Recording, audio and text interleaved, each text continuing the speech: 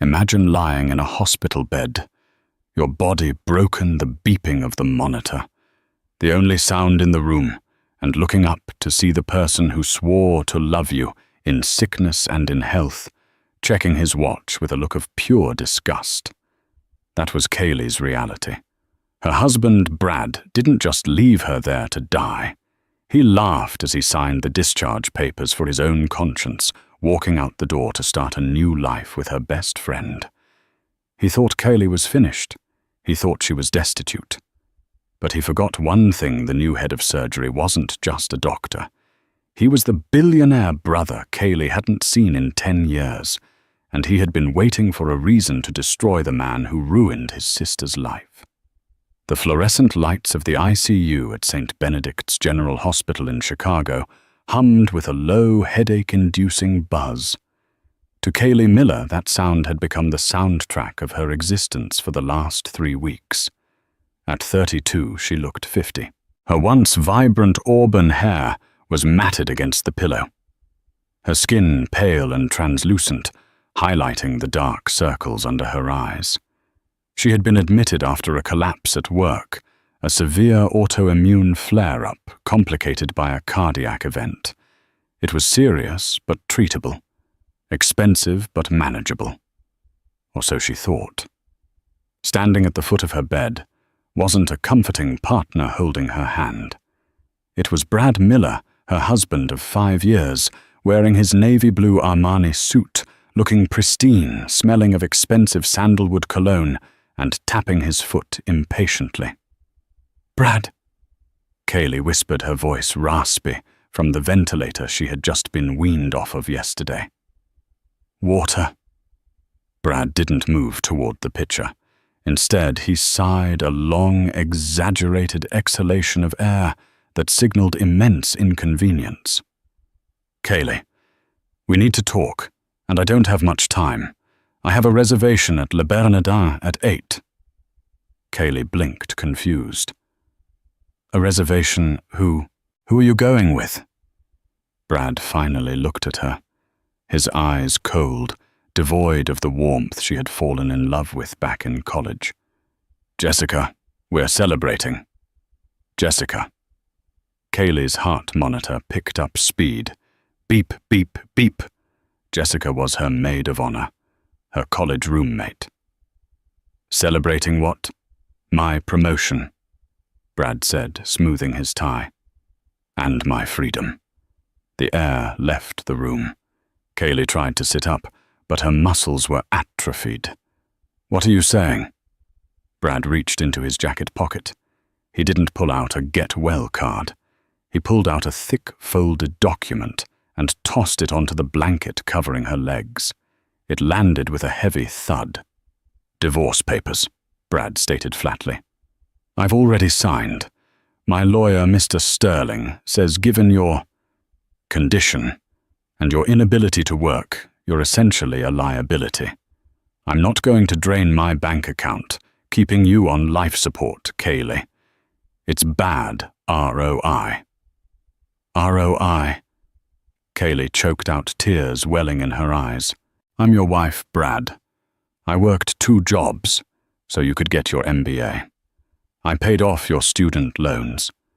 I sacrificed my relationship with my family for you. And look where that got you." Brad sneered, stepping closer, his voice dropping to a cruel whisper. "You're broken, Kaylee. Look at you. You're a sinkhole. Jessica, she's vibrant. She's healthy. She's a partner, not a patient. I cancelled your private insurance this morning. It takes effect at midnight. You're on state aid now. Good luck." He turned on his heel, the squeak of his expensive leather shoes echoing on the linoleum. "Brad!" she screamed, the sound tearing at her throat. "You can't just leave me here. I have no one." Brad paused at the door, his hand on the handle. He didn't look back. "You should have thought about that before you got sick. Goodbye, Kaylee." The door clicked shut. Kaylee lay there, the silence rushing back in heavier than before. The man she had given everything to, the man she had chosen over her own flesh and blood a decade ago, had just discarded her like a broken toy. She had no money, no insurance, and thanks to a fight 10 years ago, where she defended Brad's potential against her controlling older brother, she had no family. She was completely, utterly alone. 2 days passed. They were the longest 48 hours of Kaylee's life. Without Brad's premium insurance, the hospital administration's attitude shifted drastically. She was moved from a private room with a view of the skyline to a cramped shared room near the elevator where the noise was constant. The nurses, previously attentive, now seemed overworked and scarce. Kaylee lay staring at the ceiling, the divorce papers still unopened on the bedside table. She hadn't eaten.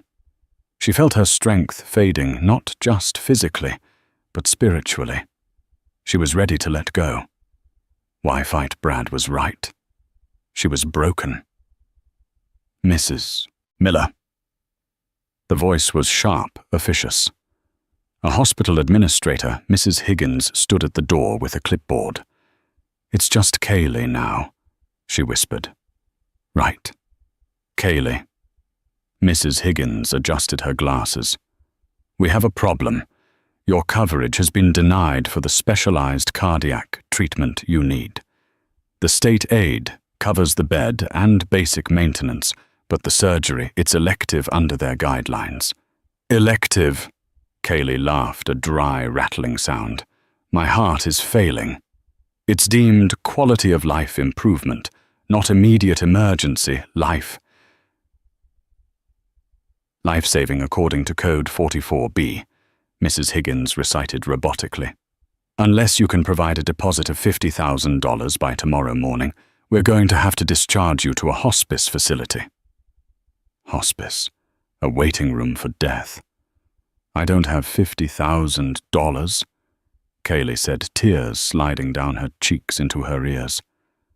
"I have nothing, Mrs." Higgins looked sympathetic for a brief second before hardening her expression. "I'm sorry. We need the bed. You have until 10:00 a.m. As the administrator left, a commotion erupted in the hallway. It wasn't the usual code blue alarm or the sound of a gurney rushing by. It was a different kind of energy, hushed whispers, the sound of many footsteps, trying to keep up with one person, an air of reverence. "He's here," a nurse whispered loudly outside the curtain. "I heard the board of directors flew him in from Zurich personally." "Dr. Blackwood," another voice gasped. "The guy who invented the Neuralink valve. I thought he only took private clients in the Swiss Alps. Apparently he bought a stake in the hospital. He's the new chief of medicine. He's doing rounds on the charity cases first. Some PR stunt, probably." Kaylee closed her eyes.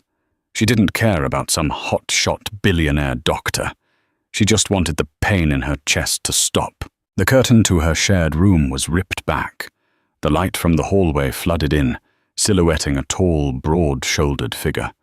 He was flanked by 3 nervous-looking residents and the terrified Mrs. Higgins. "This is the patient, Dr. Blackwood," Mrs. Higgins stammered. "Terminal breakdown of the arterial walls. But as I was explaining, she lacks the funding for the reconstruction. We are processing her transfer to hospice tomorrow." The man stepped into the room. He was imposing, wearing a charcoal grey suit under a pristine white coat that looked tailored. He didn't look at the chart. He looked straight at Kaylee. Kaylee, squinting against the light, turned her head. He had steel grey eyes, a sharp jawline covered in a day's worth of stubble, and a small, jagged scar just above his left eyebrow, a scar she remembered from a bicycle accident when he was 12. The room stopped spinning. The air froze. Kaylee's breath caught in her throat. "Ethan!" The residents gasped. Patients didn't call Dr. Blackwood by his first name. The man didn't flinch. He walked slowly to the side of her bed, ignoring the beeping monitors, ignoring the stench of the cheap disinfectant. He looked down at her, his expression unreadable, terrifyingly stoic. "Leave us," the man said.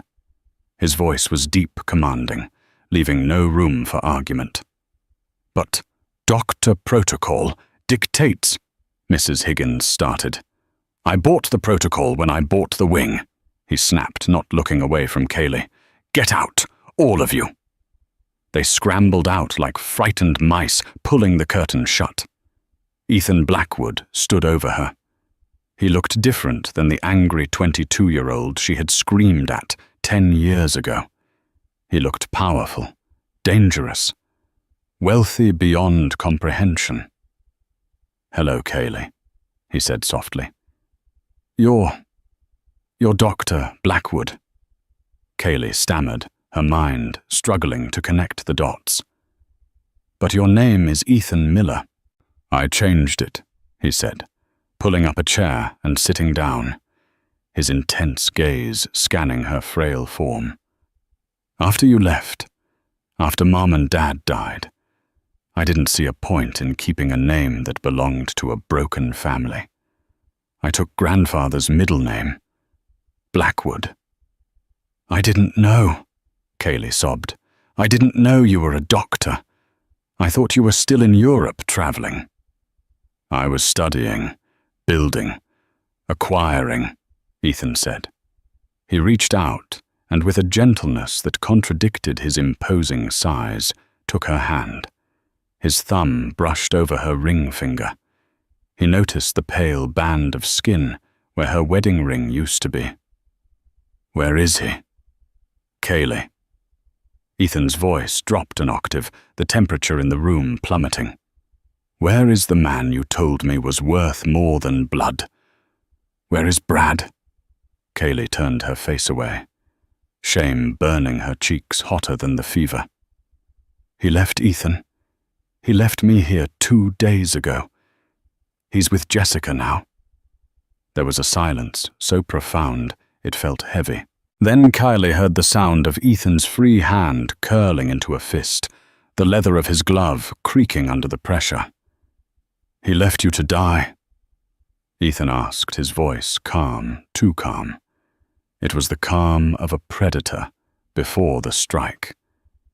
"He said I was a bad ROI, Kaylee whispered. Ethan stood up abruptly. He walked to the window and looked out at the Chicago skyline. For a long moment, he said nothing. When he turned back, the look in his eyes wasn't just brotherly concern. It was cold, calculated fury.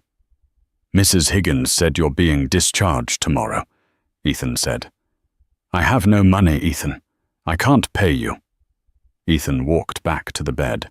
He pressed a button on the wall, the emergency summons for the nursing station. "You aren't going to pay a dime, Kaylee," he said, his voice hard as iron. "And you aren't going to hospice. You are going to the presidential suite on the top floor. You are going to get the surgery. And Brad." A dark, terrifying smile touched the corners of his lips. "Brad is going to learn that ROI works both ways." The door burst open. The head nurse rushed in. "Dr. Blackwood, is she crashing?" "No," Ethan said, smoothing his white coat. "But her status has changed. Transfer her to the Blackwood wing immediately. Prepare the OR for tomorrow morning. I'll be performing the surgery myself." "But billing?" the nurse asked, confused. "Bill it to me," Ethan said, staring at his sister. "And get legal on the phone.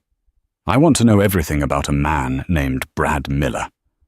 I want his bank accounts, his credit score, his employment contract, and the license plate of his car on my desk in 1 hour." He leaned down and kissed Kaylee on the forehead. "Sleep, Kaylee. Your big brother is home." The surgery took 14 hours. It was a marathon of medical precision that made headlines in the local medical journals, though the patient's name was kept anonymous. When Kaylee finally floated back to consciousness, She didn't wake up to the sound of beeping machines or the smell of antiseptic. She woke up to the smell of fresh lilies and the feeling of Egyptian cotton sheets.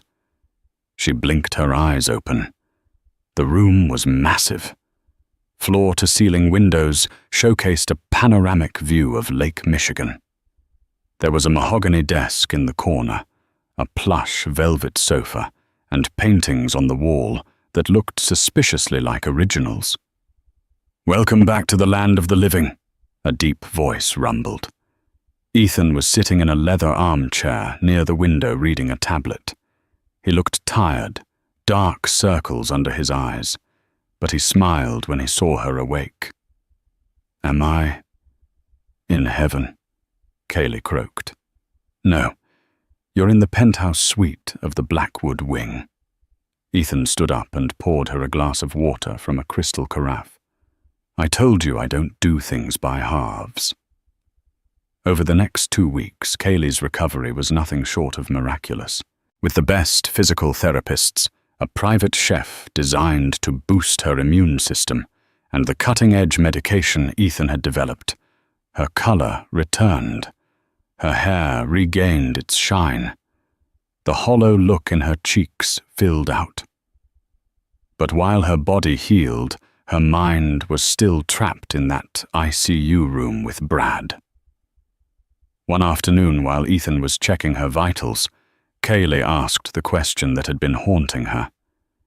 "Ethan, how did you become this?" She gestured around the room. "We grew up in a 2-bedroom apartment in Ohio. Dad was a mechanic." Ethan finished wrapping the blood pressure cuff. "I was angry, Kaylee. When you chose Brad, when you cut me off because I told you he was a narcissist, I channeled that rage. I went to Europe on a scholarship. I developed a synthetic valve for pediatric hearts. I patented it. Then I invested in biotech. 1 million turned into 10, 10 into 100. Now, well, let's just say I can buy and sell Brad's entire existence before lunch." Kaylee looked down at her hands. "I should have listened to you. You saw it. I was just so blind. I wanted to be loved so badly that I ignored every red flag." "He manipulated you," Ethan said firmly. "That's what predators do." Ethan walked to the mahogany desk and picked up a thick file folder. He tossed it onto her bed. "Speaking of predators," Ethan said, his voice hardening, "this is what your husband has been up to while you were in surgery." Kaylee opened the folder. It was a dossier. Photos, bank statements, text logs. There was a photo of Brad and Jessica on a boat in Miami taken 3 days ago. Brad was laughing, holding a glass of champagne. Jessica was wearing a diamond bracelet, a bracelet Kaylee recognized. It was her grandmother's. Brad had told Kaylee it was lost during a move 2 years ago. "He stole it," Kaylee whispered, her hand trembling. "He told me the movers stole it." "He pawned the rest of your jewelry," Ethan explained, pointing to a receipt. "He used the money to put a down payment on a condo in the Marina district. In his name only. And Jessica. She's currently driving your car. They repainted it black." Rage, hot and unfamiliar, began to bubble up in Kaylee's chest. It wasn't the sorrow she had felt in the hospital. This was something different. It was fuel. "He thinks I'm dead," Kaylee said quietly, "or dying in a state facility." "He thinks you are a non-factor," Ethan corrected. "He sent a text to his lawyer yesterday, asking if he could legally claim your life insurance policy if you die within 30 days of the divorce decree." Kaylee closed the folder. She looked up at her brother, her eyes dry. "I don't want to just survive, Ethan." Ethan smiled, a sharp, dangerous expression that matched the wolfish glint in his eyes. "Good. Because I didn't save your life just so you could watch Netflix. I saved you so we could settle the score." He pulled out a sleek black smartphone and handed it to her. "Step 1, Ethan said. You need to disappear, officially. As far as the world knows, Kaylee Miller is in a coma in a hospice in rural Illinois. But Kaylee Blackwood, she's about to make her debut." 3 months passed. Brad Miller was living the dream. Or so he told himself every morning when he looked in the mirror. He had been promoted to Regional VP of Sales at Apex Logistics. He had a stunning girlfriend, Jessica, who looked great on his arm at corporate dinners. He had a sleek condo overlooking the marina. Sure, the credit card debt was piling up a bit faster than he liked. Jessica had expensive taste, and maintaining the VP lifestyle wasn't cheap, but he was expecting a massive quarterly bonus.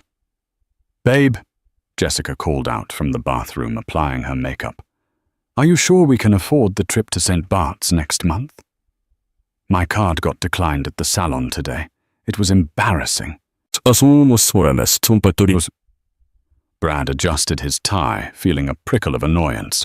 "It's a glitch, Jess. I'll call the bank. And yes, we're going. I'm closing the Kincaid deal next week. That's a $50,000 commission." He checked his phone. An email from his boss, Gary. Subject, urgent meeting.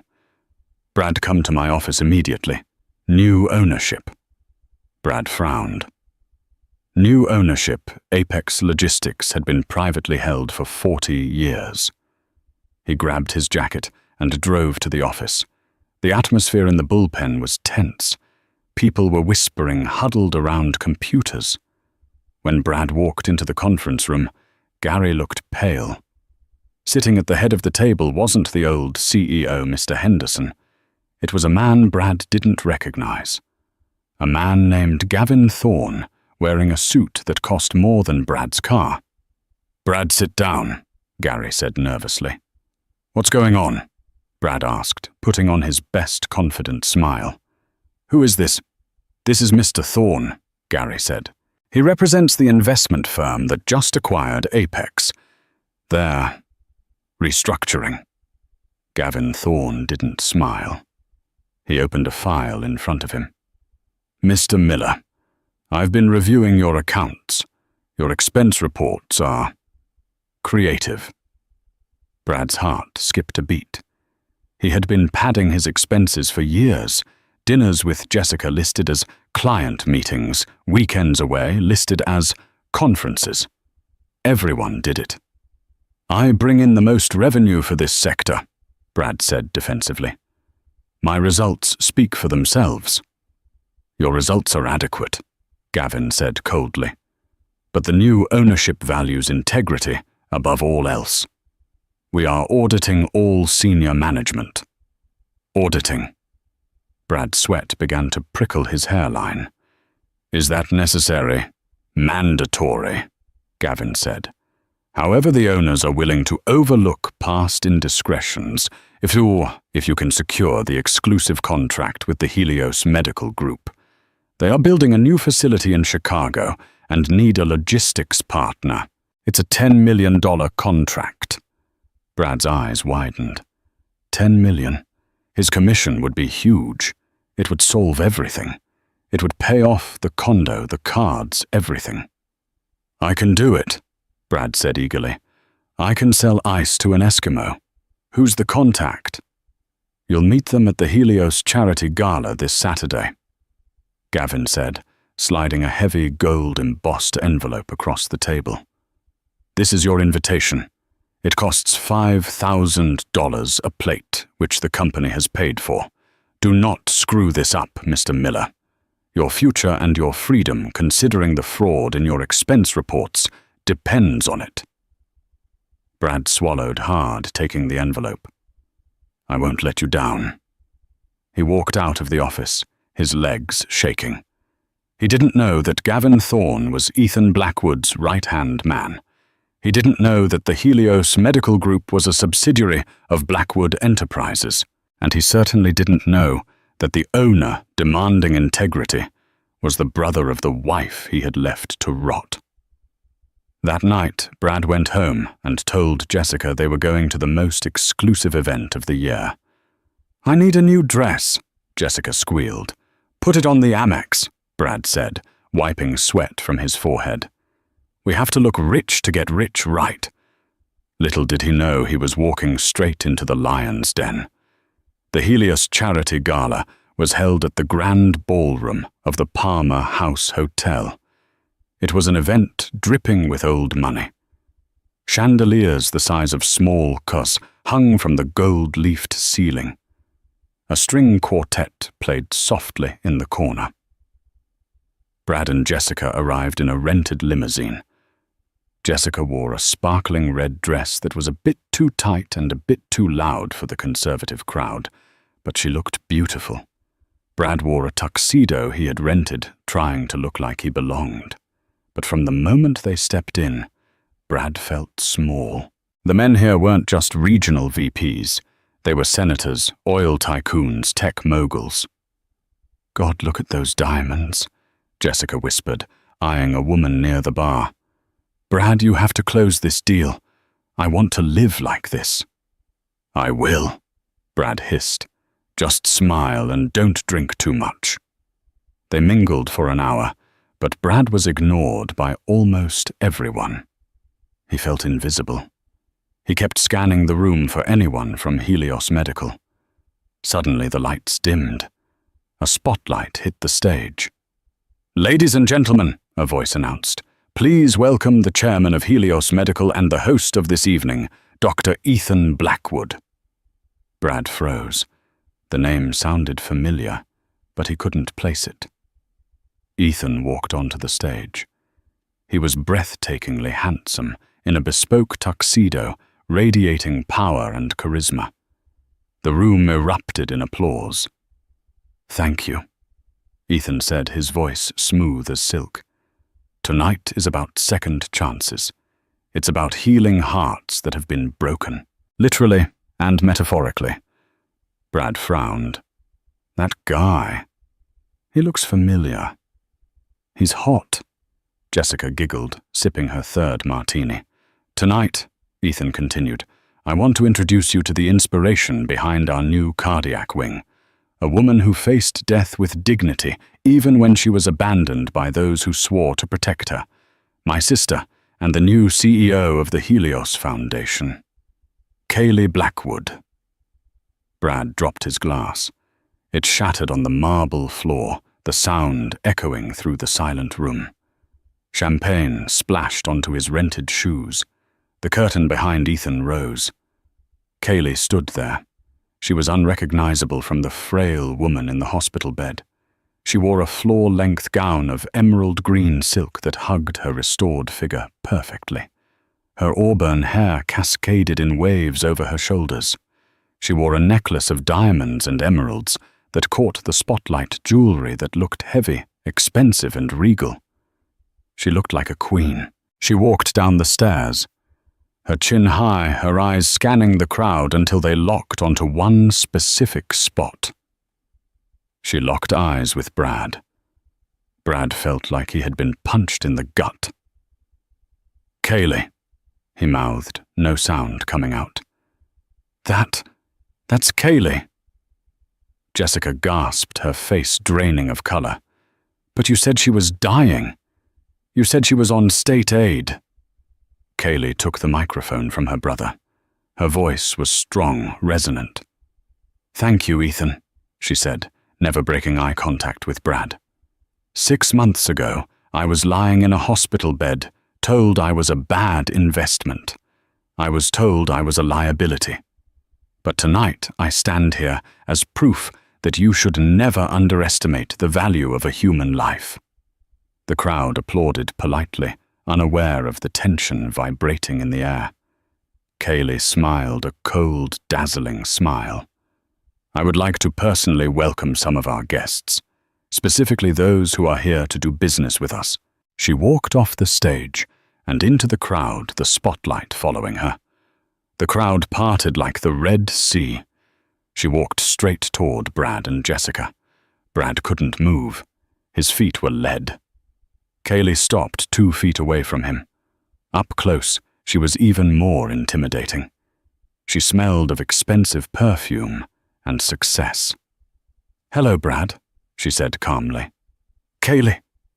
Brad stammered, his charm failing him completely. You look amazing. I heard you recovered. I've been so worried." "Worried?" Kaylee raised an eyebrow. "Is that why you never called? Or is that why you're wearing my grandmother's watch?" She pointed to his wrist. In his haste to look rich, Brad had put on an old vintage Rolex he had found in Kaylee's jewelry box before he left. Jessica stepped back, trying to hide behind Brad. "And Jessica," Kaylee said, turning her gaze to her former best friend. "That shade of red is lovely. It reminds me of the blood I coughed up the night you two went out to celebrate Brad's promotion." A hush fell over the immediate circle of people. "Kaylee, please," Brad whispered, noticing people staring. "Not here. Let's talk. I can explain. The divorce, it was a mistake. I was scared. I wasn't thinking straight." "Oh, I think you were thinking very clearly, Brad," Kaylee said, her voice raising just enough for the surrounding billionaires to hear. "You were thinking about your ROI, your return on investment." Ethan appeared at Kaylee's side, towering over Brad. "And now," Ethan said, his voice low and menacing, "we are thinking about ours. Mr. Miller," Ethan continued, "I believe you are here to bid on the Helios logistics contract." "Yes," Brad said, seizing the lifeline. "Yes, Dr. Blackwood, my company Apex. We just bought Apex this morning," Ethan interrupted smoothly. "Well, a holding company of mine did." Brad's mouth fell open. "What, we own it," Kaylee clarified, "which means, Brad, I'm your boss." She took a sip of champagne from a passing tray and smiled over the rim of the glass. "And we need to have a very serious performance review. In my office, Monday morning." Kaylee turned her back on him. "Come on, Ethan. I think I see the senator." They walked away, leaving Brad standing in a puddle of spilled champagne, surrounded by the elite of Chicago, who were now whispering and pointing at the man who had just been publicly castrated by his own wife. Jessica tugged on his arm. "Brad, we have to go. Everyone is looking at us." Brad looked at Kaylee's retreating figure. He didn't feel fear anymore. He felt desperation. He saw the diamonds, the power, the way the room bowed to her, and his narcissism kicked in. "She's my wife," he thought. "The divorce isn't final yet." The papers were signed but not filed by the court because of the backlog. He wasn't ruined. He was married to a billionaire. "No," Brad whispered, a sick grin forming on his face. "We're staying. She's just playing hard to get. She still loves me. I can fix this." He had no idea that Monday morning wasn't going to be a performance review. It was going to be an execution. Monday morning arrived draped in a suffocating gray fog that rolled off Lake Michigan, swallowing the peaks of the Chicago skyscrapers. Down on the street, the wind was biting the kind of cold that seeped through wool coats and settled in the bones. But inside the climate-controlled lobby of the Apex Logistics Tower, Brad Miller felt nothing but the warm golden glow of impending victory. He breezed through the revolving doors, checking his reflection in the glass. His suit was pressed to military precision, his hair coiffed, his smile practiced. In his left hand, he carried a bouquet of 24 long-stemmed baccara roses, deep red velvety and obscenely expensive. They were a calculated investment, a prop for the scene he had rehearsed in his head 1,000 times over the weekend. He walked up to the reception desk, tapping his knuckles on the marble. "Good morning, Brenda." He beamed, flashing his teeth. "Is the new ownership team settled in upstairs?" Brenda. A woman who usually greeted him with a warm smile and an update on her grandkids didn't look up. Her eyes were glued to her monitor, her posture stiff. When she finally acknowledged him, it was with a look Brad couldn't quite place, a mixture of pity and repulsion. "They are waiting for you in the main boardroom, Mr. Miller," she said, her voice tight. "They left instructions for you to go straight up." "Excellent." Brad winked, oblivious to the chill in the room. "Big day, Brenda. Big changes coming." He stepped into the elevator and hit the button for the penthouse floor. As the numbers ticked upward, Brad adjusted his tie. He had spent the last 48 hours doing his homework. He had Googled Blackwood assets and marital property laws in Illinois.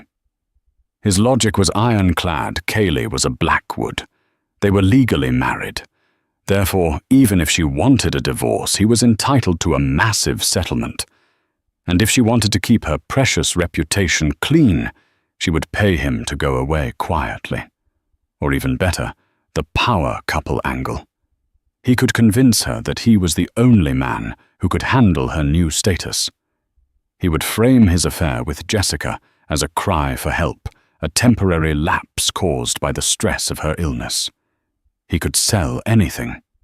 He was Brad Miller. The elevator dinged. The doors slid open. The hallway to the executive suite had changed. The old dusty paintings of ships were gone, replaced by stark modern art. The nameplate on the double-glass doors no longer said CEO. It read, Office of the Chairman. Brad pushed the doors open, a confident greeting already forming on his lips. "Kaylee, I just wanted to—" The words died in his throat. He had expected a private meeting. Maybe Kaylee sitting behind the desk looking conflicted. Instead, the massive boardroom looked less like an office and more like a tribunal. The blinds were drawn, casting the room in a severe artificial light. At the head of the 20-foot mahogany table sat Kaylee. She looked nothing like the woman he had abandoned. She was wearing a navy blue suit that was tailored within an inch of its life, her hair pulled back in a severe, elegant chignon. Her face was a mask of terrifying neutrality. To her right sat Ethan, slouching slightly in his chair, tapping a heavy silver pen against the table. To her left was Gavin Thorne, the man who had audited the company, along with 3 other men in identical grey suits who radiated the predatory energy of high-priced corporate litigation. But it was the person sitting in the corner that made Brad's stomach drop. Sitting on a folding metal chair away from the table was Jessica. She wasn't wearing her usual designer flash. She was wearing a grey tracksuit, no makeup, and her eyes were red and swollen. She was hugging her knees, rocking slightly. "Babe?" Brad frowned the heavy bouquet of roses, suddenly feeling like a lead weight in his hand. "Jess, what are you doing here?" Jessica looked up, her lower lip trembling, but she didn't speak. She just looked at Kaylee, terrified. "Sit down, Brad," Kaylee said. She didn't shout. She didn't scream. Her voice was quiet, calm, and carried the absolute authority of a gavel striking wood. Brad hesitated, then placed the roses on the far end of the table. They looked ridiculous there, a splash of desperate romance against a wall of legal hostility. He pulled out the chair at the opposite end of the table, sitting so he was facing Kaylee directly. "Okay," Brad said, letting out a nervous chuckle, trying to summon the salesman within. "This is a bit of a heavy committee for a Monday morning, isn't it? Kaylee, look. Before we get into the business side, I think we need to clear the air personally. I know things got messy. I know I made mistakes. But seeing you on Saturday, it woke me up." He leaned forward, putting on his most sincere face, the one he used to close 6-figure logistics deals. "We have history, Kaylee. 5 years. You can't just throw that away because of a rough patch. I was scared when you got sick. I panicked. I'm human. but I'm willing to forgive the deception about your family. I mean, you lied to me for a decade about being a billionaire if you're willing to forgive my moment of weakness." Ethan stopped tapping his pen. He let out a snort of laughter that was sharp and cruel. "Forgive the deception. You think that's the leverage you have here?"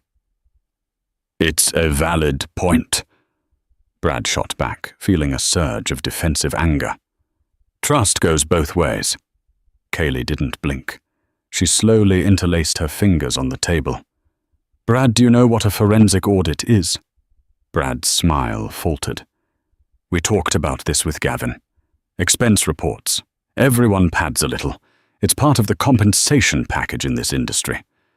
We aren't talking about padding a steak dinner or expensing a flight upgrade." Gavin spoke up. He slid a thick bound document across the polished mahogany. It stopped inches from Brad's hand. The cover read, "Independent Financial Investigation. Bradley Miller, Apex Logistics." "We are talking about systematic embezzlement," Gavin continued, his voice dry and factual. "Wire fraud, money laundering, and grand larceny." Brad picked up the document. His hands began to shake uncontrollably. He opened it to a random page. It was a copy of a check he recognized.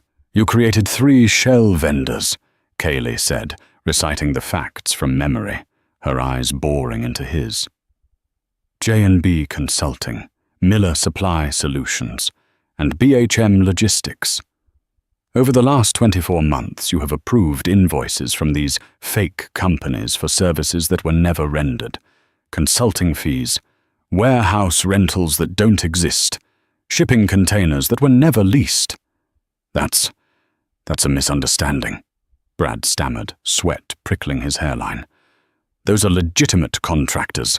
I use them for off-book overflow." "We checked the addresses, Brad," Ethan said. Leaning forward, his voice dropping to a dangerous growl, "J&B Consulting is registered to your mother's basement in Ohio. Miller Supply is the address of that condo you just bought in the Marina District. And BHM Logistics." Ethan pointed the silver pen at the corner of the room. "The bank account for BHM is joint-owned by you and Jessica." Brad whipped his head toward Jessica. You gave them the accounts." Jessica burst into tears, her face crumbling. "They have the IP logs, Brad." "They traced the transfers. They told me they'd give me immunity if I testified against you. I'm sorry I can't go to jail. I'm too pretty for jail." "Brad." The room spun. The VP lifestyle. The condo with the view. The trips to St. Bart's. The jewelry. It was all built on a house of cards, and Kaylee had just pulled the bottom one out. "You've siphoned off nearly $450,000 from Apex," Kaylee said, her voice turning icy. "You stole from the company, and since my holding firm acquired Apex entirely on Friday, you didn't just steal from a corporation. You stole from me." Brad stood up, knocking his heavy leather chair over with a crash. Panic cold and primal clawed at his throat. "You can't do this," he shouted, his voice cracking. "I'm your husband. Spousal privilege. You can't testify against me. It's a conflict of interest." "Sit down, Mr. Miller," one of the grey-suited lawyers said, looking bored. "First, spousal privilege does not apply when the crime is committed against the spouse or their financial assets. Second, we don't need Kaylee's testimony. We have the bank records. We have the falsified invoices with your signature. And we have your mistress who has already signed a sworn affidavit detailing the scheme." Brad slumped against the table, his legs giving out. He looked at the roses he had brought. They mocked him. "Kaylee, please," Brad begged, his charm gone replaced by raw desperation. Tears streamed down his face. "I'm sick. I have a spending problem. It's an addiction. I need help, not prison. Don't send me to federal prison. I'll pay it back. I swear. I'll work for free. I'll sell the condo." Kaylee stood up slowly. She walked around the long table, her heels clicking rhythmically on the hardwood floor. She stopped right in front of him. He smelled her perfume, sandalwood, and jasmine. It was the smell of power. "You'll pay it back?" she asked softly, tilting her head. "Yes, every cent. Just give me time." "With what money, Brad?" Kaylee asked. "I froze your assets this morning at 9:00 a.m. The condo is currently being seized by the authorities to pay back the company. Your car has been repossessed from the parking garage downstairs. Your credit cards have been terminated. You have nothing." "Then, just let me go," Brad sobbed, grabbing the edge of her jacket. She stepped back, looking at his hand with disgust. "Just let us divorce. I'll sign anything. I won't ask for a settlement. Just let me walk away." Kaylee's expression shifted. A small, cold smile touched her lips. It was the first emotion she had shown since he walked in. "You already signed the papers, Brad," she whispered. "Remember in the ICU, you threw them on my legs because you couldn't be bothered to hand them to me. You said I was a bad ROI. But they weren't filed." Brad grasped at the straw, his eyes wide and manic. "The courts are backed up. We're still married. You have a duty." "Oh, they were filed," Kaylee interrupted. "My legal team is very efficient. We filed an emergency motion this morning due to cruelty, abandonment, and criminal misconduct. The judge granted an expedited decree." She checked her diamond-encrusted watch. "We have been divorced for exactly 52 minutes. Brad's knees finally gave way. He slid down to the floor, collapsing in a heap of expensive wool and despair. He looked up at her, seeing not his wife, but a titan he had foolishly tried to crush. "But I have one last gift for you," Kaylee said, reaching into her pocket. She pulled out a small, crumpled yellow piece of paper. Brad squinted through his tears. It was the receipt from the hospital cafeteria for a coffee and a bagel that he had left on her bedside table the day he walked out. The day he told her she was too expensive to keep alive. "You talked so much about ROI," Kaylee said, her voice trembling slightly with suppressed rage. "Return on investment. You invested in cruelty, Brad. You invested in greed. You bet against me." She dropped the crumpled receipt. It fluttered down and landed on his chest. "And now, you're collecting your returns." She nodded to the back of the room. The service doors opened. 2 police officers and a federal agent walked in. "Bradley Miller," the agent barked. "You're under arrest for wire fraud, embezzlement, and tax evasion." As the officers hauled Brad to his feet, he struggled, looking around the room for a lifeline. He looked at Jessica, but she had buried her face in her hands.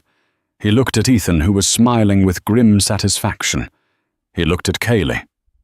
"Kaylee, please, I loved you," he screamed as the metal cuffs clicked shut on his wrists, biting into his skin. "Doesn't that mean anything? I loved you." Kaylee didn't flinch. She reached out and picked up the bouquet of 24 red roses. She brought them to her nose, inhaled deeply, and then walked over to the metal trash can in the corner. With a definitive thud, she dropped the roses into the bin. "Get him out of my building," she said, turning her back on him to look out of the window at the gray Chicago sky. As the heavy doors closed behind the screaming man, the room fell silent. Kaylee took a deep breath, and for the first time in 6 months, she felt her lungs fill completely. She wasn't just breathing. She was finally free 1 year later. The Chicago winter was unforgiving that year. The wind howled off the frozen surface of Lake Michigan, rattling the windows of the skyscrapers and burying the streets in drifts of dirty grey slush. But inside the newly inaugurated Cayley Blackwood Heart Centre, the atmosphere was one of perpetual spring. The new wing of the hospital was a marvel of modern architecture, a cathedral of glass light and living greenery, designed to heal not just the body, but the spirit. It was the exact opposite of the sterile, noisy, cramped room where Carly had once lain waiting to die.